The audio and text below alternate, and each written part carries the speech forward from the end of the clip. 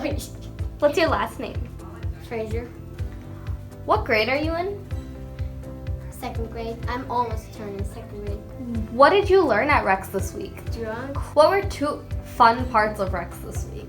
Get to see the animals and we get to control it. Do you like coming to Rex? Yes.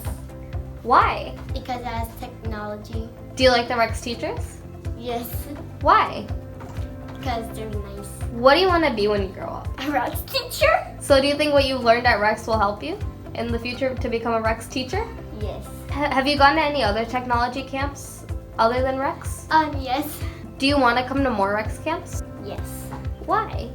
Because it's fun. Do you think that you'll use what you've learned in this class in the future? Yes.